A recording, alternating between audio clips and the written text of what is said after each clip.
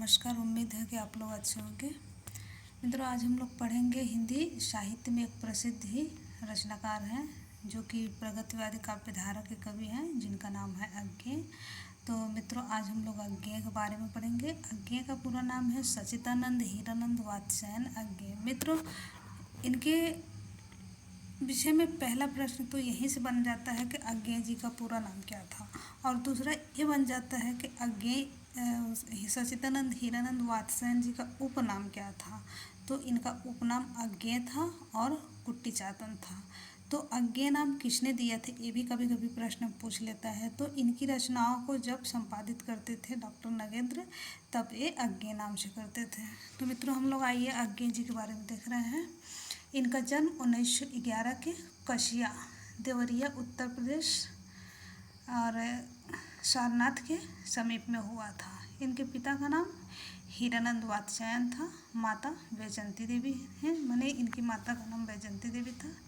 उपनाम अज्ञेय, और इनका उपनाम एक और मिलता है कुट्टी चातन नाम से। इनका काव्य संग्रह है भग्नदूत, जिसका प्रकाशन 1933 में हुआ। अंतिम काव्य संग्रह है ऐसा कोई घर आपने देखा है। संपादित पत्रिका, इनके द्वारा संपादित पत्रिका है दीनमान, प्रतीक, तारसप्तक, नवभारत टाइम्स, सैनिक। यानी कि अज्ञेय जी ने इन पत्रिकाओं का संपादन किया है, दीनमान का, प्रतीक का, तारसप्तक का। तो मित्रों, तारसप्तक के बारे में जानते ही हैं कि तारसप्तक के 4 भाग हुए थे, जिसको कि पहला तारसप्तक के नाम से, दूसरा तारसप्तक के नाम से, तीसरा तारसप्तक, चौथा तारसप्तक के नाम से। और इनकी एक और रचना है नवभारत टाइम्स, सैनिक, ये पत्रिका है।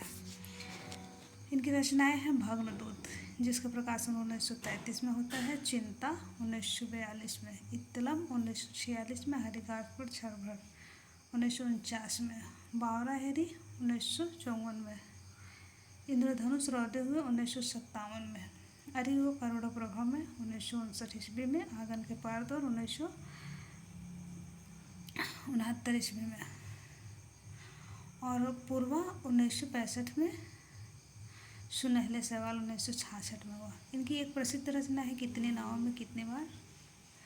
इनको ज्ञानपीठ पुरस्कार मिला था 1978 में, और ये 14वां ज्ञानपीठ पुरस्कार था।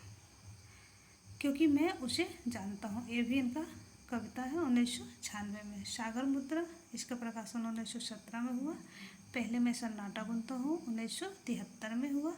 महावृक्ष के नीचे 1977 में, नदी के बाग पर छाया 1981 में होता है। अज्ञेय के अस्तित्ववाद में आस्था रखने वाले प्रयोगवाद के पहले कवि हैं। यानी कि पूछा जाता है अस्तित्ववाद में आस्था रखने वाले प्रयोगवाद के पहले कवि कौन है, तो अज्ञेय है।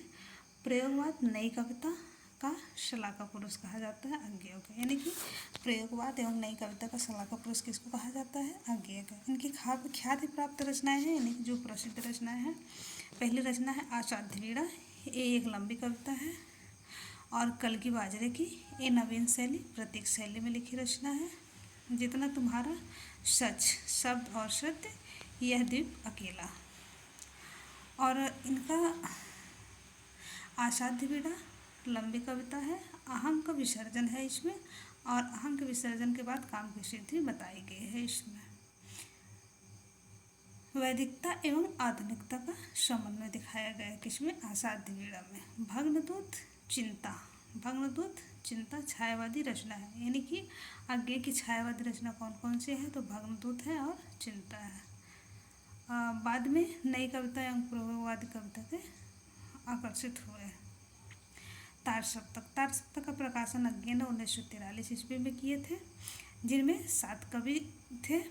और उसके बाद दूसरे तारसप्तक का प्रकाशन हुआ 1951 में, तीसरे तारसप्तक का 1959 में, चौथे तारसप्तक का 1969 में। आंगन के पार द्वार पे इन्हें साहित्य अकादमी पुरस्कार मिला था 1954 में। क्रांतिकारी भावना से ओतप्रोत अज्ञेय जी जब जेल में रहते थे, तब वहाँ से एक कुट्टी चातन नाम से अपनी रचनाओं का प्रकाशन कराते थे, और बाद में इनसे प्रभावित होकर अज्ञेय ने इनको डॉक्टर नगेंद्र ने इनका नाम अज्ञेय दिया।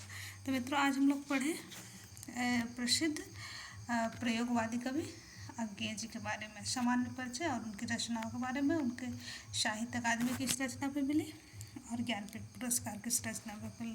तो मित्रों आप लोग वीडियो को ज़रूर देखिए, चैनल को सब्सक्राइब करिए, लाइक करिए, कमेंट करिए। धन्यवाद।